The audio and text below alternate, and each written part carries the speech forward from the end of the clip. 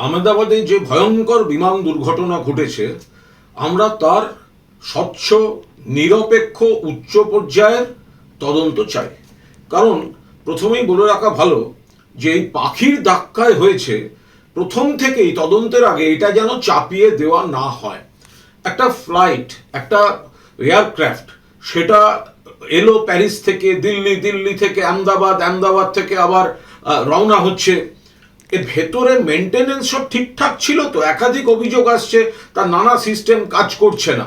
এই রক্ষণাবেক্ষণ ঠিক ছিল তো? আসলে কেন্দ্রের বিজেপি সরকারের আমলে এই যাত্রী পরিষেবা, প্লেন ট্রেন শেষ হয়ে যাচ্ছে, শেষ হয়ে গিয়েছে।